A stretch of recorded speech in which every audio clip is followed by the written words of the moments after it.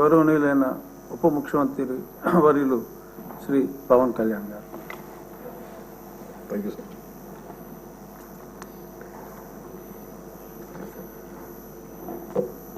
Deputy speaker ఈరోజు ఎన్నికైన శ్రీ కనుమూరి రఘురామకృష్ణరాజు గారికి మనస్ఫూర్తిగా నా శుభాకాంక్షలు తెలియజేస్తాను. గౌరవ ముఖ్యమంత్రి శ్రీ నారా చంద్రబాబు నాయుడు గారికి, గౌరవ శాసనసభ్యులకు, మంత్రివర్గ సభ్యులకు, ప్రతి ఒక్కరికి నా హృదయపూర్వక నమస్కారాలు. గత 5 సంవత్సరాల కాలంలో కానీ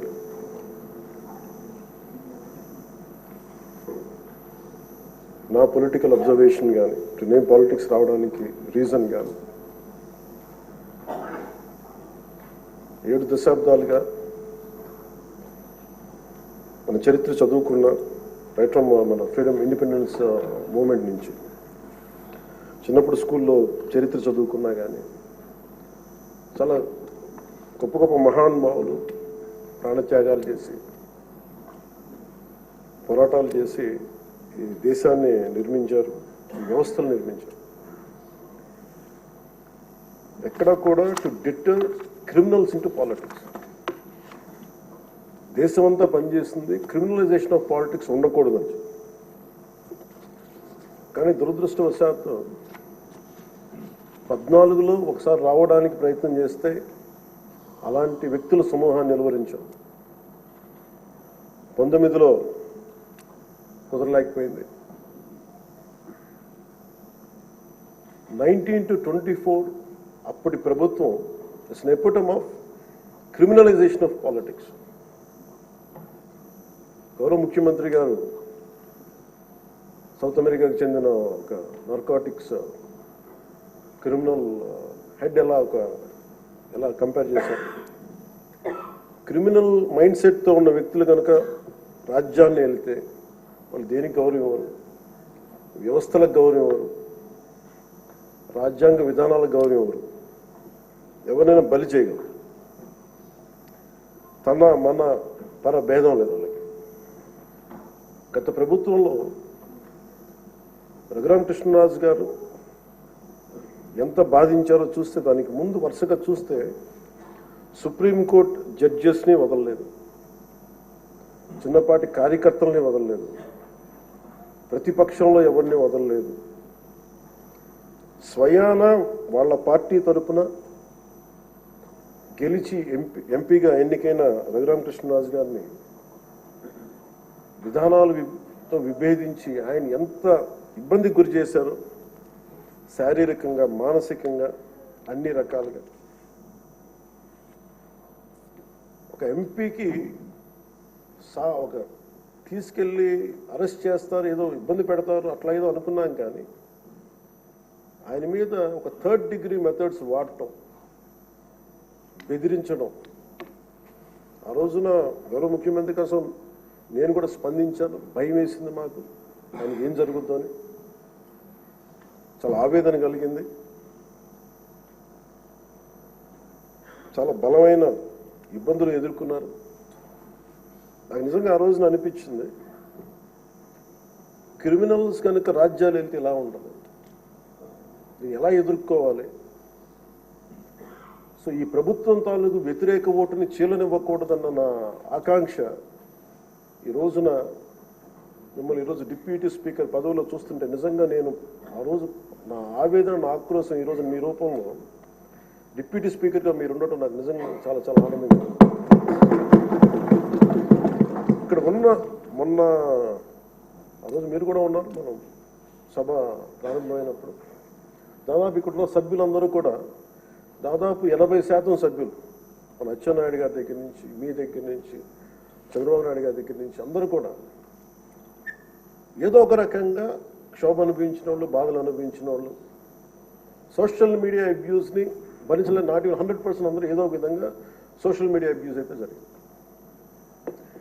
ఇలాంటి పరిస్థితుల్లో మనందరం కలిసికట్టుగా ఉండి ప్రజాస్వామ్యాన్ని కాపాడినందుకు మనస్ఫూర్తిగా ఈ సభకు నేను మనస్ఫూర్తి ధన్యవాదాలు చెప్పుకోండి మీతో.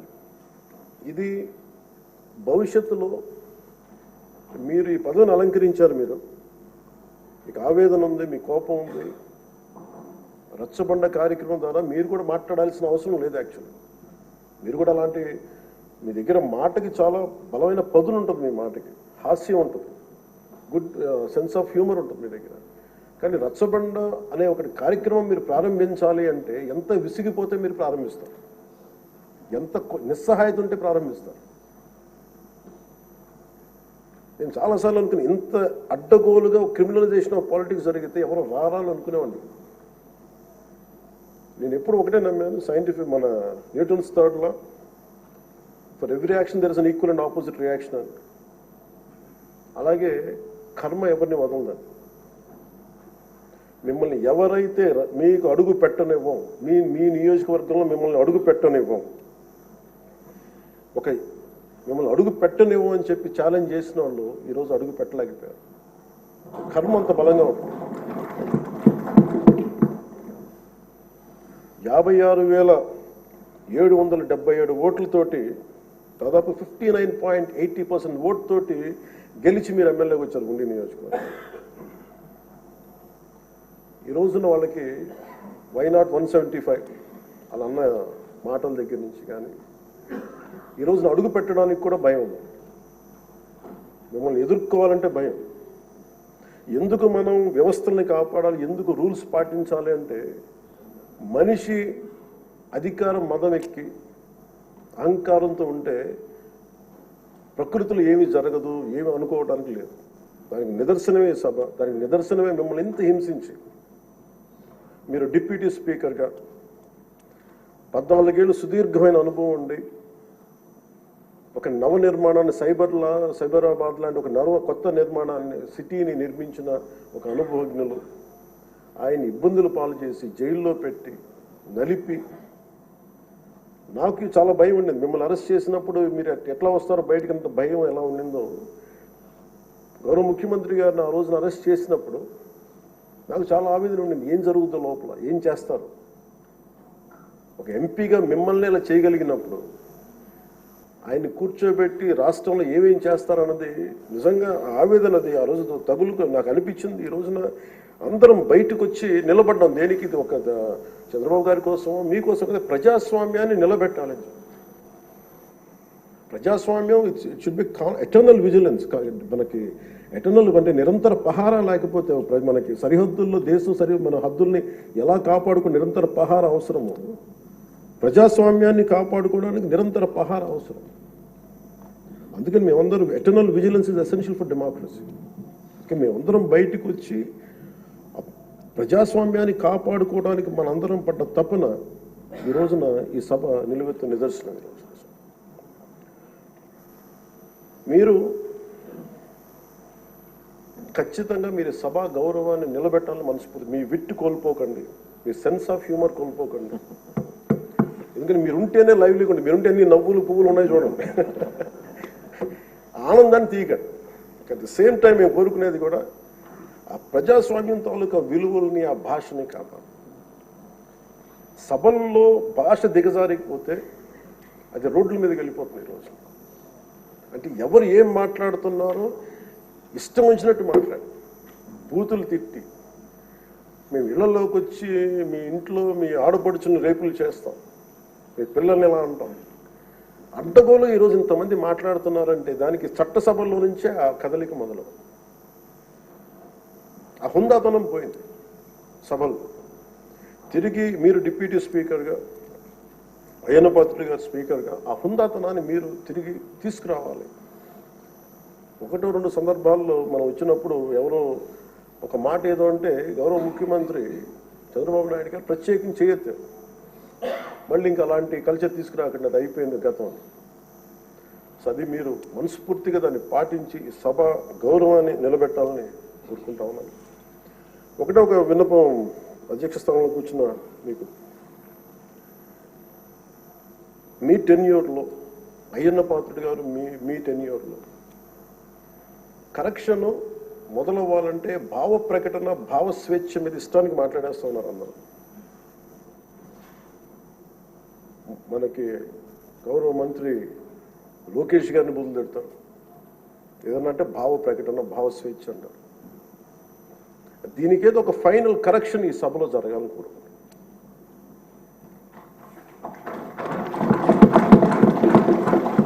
అంటే ప్రజలు నోరెత్తి ప్రకటన జరగాలి. డిసెంట్ ప్రజాస్వామ్యంలో dissent in democracy is very essential. కానీ అది ఎట్లా ఉండాలి అనేది దాని తాలూకు విధి విధానాలు మనం ఇక్కడి నుంచే మొదలు పెట్టాలి. అది మీ ఆధ్వర్యంలో మొదలవ్వాలని నేను కోరుకుంటున్నాను. నేను కీలకంగా కోరుకుంటుంది ఈ రోజున మీ తరఫున గౌరవ ముఖ్యమంత్రి గారు కూడా తెలియజేస్తా ఉన్నాను. Social media abuse protection bill అత్యంత తక్కువ సమయంలో రావాలి, బాగా చర్చ జరగాలి. మీరు డిప్యూటీ స్పీకర్ హోదాలో ఉండి, అయ్యన్న పాత్రుడు గారు స్పీకర్ హోదాలో ఉండి మీ టెన్యూర్లో social media abuse protection bill రావాలి. మన హోంమంత్రి గారిని వదలలేదు, అనిత గారిని, ఇంట్లో ఉన్న ఆడవాళ్ళని వదలట్లేదు. అంటే ఒక సైకలాజికల్ అబ్యూస్, ఒక పాశవికంగా తయారయ్యారు, సేడిస్టిక్గా తయారయ్యారు. దీని మీద మనందరం ఇర్రెస్పెక్ట్ ఆఫ్ డిఫరెన్స్ ఆఫ్ ఒపీనియన్, విభిన్నమైన పొలిటికల్ పార్టీలు అయినొచ్చేమో కానీ ప్రజాస్వామ్యాన్ని కాపాడటం కోసం Andhra Pradesh should lead by example introducing social media abuse protection bills. ఎందుకు చెప్తున్నానంటే మీలాంటి వ్యక్తిని, మీరు మెంబర్ ఆఫ్ పార్లమెంట్ అయ్యండి, మిమ్మల్ని ఇంత ఇబ్బంది గురి చేస్తే ఇంక సగటు మనిషి పరిస్థితి ఆలోచించుకోండి. 3 ఏళ్ల బిడ్డలు, 5 ఏళ్ల బిడ్డలు కూడా రేప్ చేస్తున్నారు, క్రిమినల్స్ అంతా చెలరేగిపోతున్నారు అంటానికి కారణం ఈ చట్టసభలు ఇష్టారాజ్యంగా మాట్లాడి దానికి ఒక క్రిమినల్ నక్సెస్ లాగా ఇందాక ఎస్కోబార్ ఒక డ్రగ్ కార్టెల్ స్టార్ట్ చేస్తే వీళ్ళ క్రిమినల్ ఎంపైర్ని గార్డ్ చేసుకోవడానికి ఒక సోషల్ మీడియా ఒక అబ్యూసివ్ కార్టెల్ స్టార్ట్ చేసి ప్రజల్ని భయభ్రాంతులను చేసి అందరినీ భయపెట్టేసి కంట్రోల్ చేయడం, నియంత్రించడం. మాకు ఎదురు తిరిగితే మనకి కృష్ణరాజు గారు లాగా మమ్మల్ని జైల్లో పెట్టేస్తాం, ఇలా 3rd డిగ్రీ మెథడ్స్ వాడతాం. ఒక ఎంపీకి ఇలా ఉన్నప్పుడు అలా భయభ్రాంతులు చేయడం, ఒక ముఖ్యమంత్రి స్థాయిలో ఉన్న వ్యక్తిని గతంలో 3 సార్లు చేసిన వ్యక్తిని జైల్లో పెట్టేస్తాం, దాడులు చేస్తాం. ఈ మైండ్ సెట్ మారాలి అంటే ఈ సభ ప్రజలు మనకి చాలా బలమైన ఇచ్చారు. వాళ్ళని 11 మళ్ళీ 164లో పెట్టారంటే ప్రజలకు మన మీద అపారమైన నమ్మకం. ఏదో మార్పు తెస్తారు. అభివృద్ధి, డెవలప్మెంట్తో పాటు వాళ్ళు కోరుకుంటుంది స్వేచ్ఛ వాయువులు పీల్చాలి, భయపడకూడదు. మీరు వస్తే చూడండి, నవ్వులు పువ్వులు విరుస్తున్నాయి ఇక్కడ. ఇదే అట్మాస్ఫియర్, ఇదే వాతావరణం రాష్ట్రం అంతా ఉండాలని మనస్ఫూర్తిగా కోరుకుంటాం.